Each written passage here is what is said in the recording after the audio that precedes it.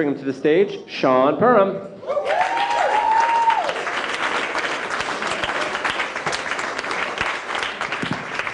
All right, everyone. I want to address something. Rob, he just went. He's hilarious, right? So Rob did something that made my day. He pointed at this table right here, and he said, "Do you guys send dirty messages to each other? This is my girlfriend. This is my teacher." So I had a moment that everybody has experienced, which is like that silent joy when your outside is doing this, when your eyes are like you've just seen Jesus. And inside you're like, yes! This is amazing, amazing. So I'm going to tell you a story about the first time I can vividly remember that happening. So I went to college with a guy named Peter. If you want me to characterize Peter to you, like, just think of that friend that you have that's like, John, you're fucking beautiful. Oh my God. I just looked at John, he was like, yeah, man, I know. Like, you're 30? I'm sorry, fuck my jokes. You're 30 years old? 33? Are you serious? No, I'm never gonna look like you. I'm gonna age so poorly. My dad's gonna come back from the bathroom in like 3 seconds. He looks like a 75-year-old wrestler.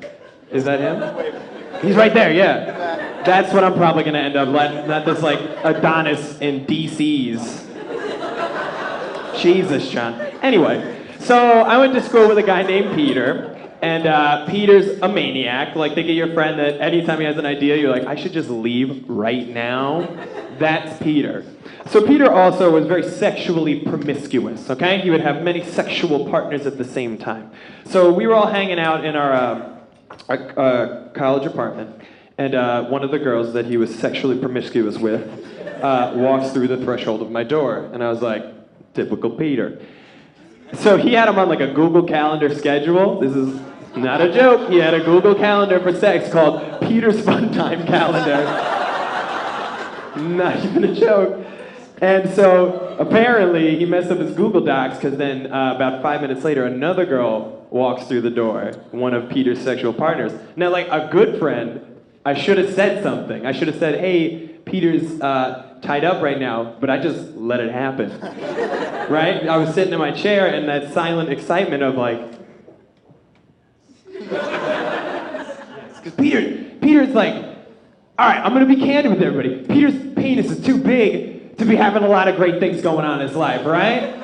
John, I'm sure your penis is huge, all right? I hope you have a terrible job. Like, that's just how as a man I work. Peter's not allowed to have nice things with a giant penis. It's not okay.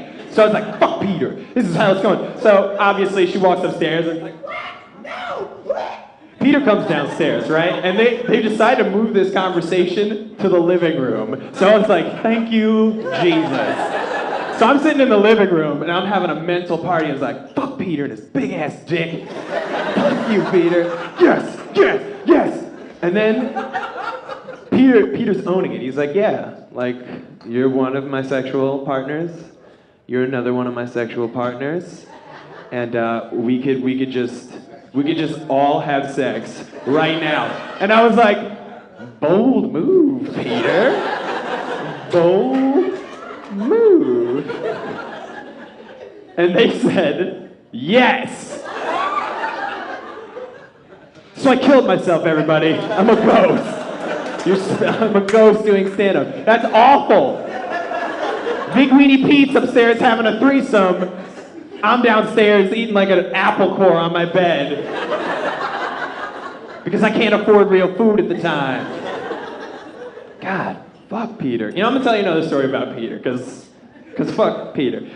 So, one time, we're all sitting in our dorm room at the time. This is before we moved out to a house. And, John, put your foot down. You're just gravitating to your face.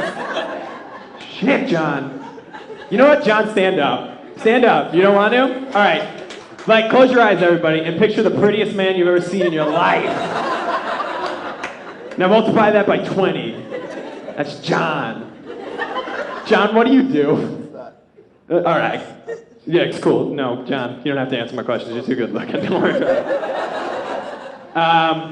So this last story about Peter. we're sitting there, and Peter's one of those guys that'll say things, and you're just like, I want to ignore it. I don't want to get involved. But when your friend turns to you and does this, he goes, "There's bees in the wall." You're like, I'm going down this rabbit hole. I gotta know what's going on here. So I'm like, Peter, what? He's like, I've been hearing buzzing all day. He's been hearing buzzing all day while doing Rosetta Stone German for 2.5 weeks and not attending classes at all. So he's like, there's bees in the wall. I was like, all right, Peter, go find those bees. Mistake. Peter goes and finds a fucking hammer and starts beating the shit out of the walls of this dorm room, right? And I'm like, no! Peter, no! We're never gonna get that $250 security deposit back. A bee flies out of the wall. Moral of the story, guys, fuck Peter and his big weenie. Thanks.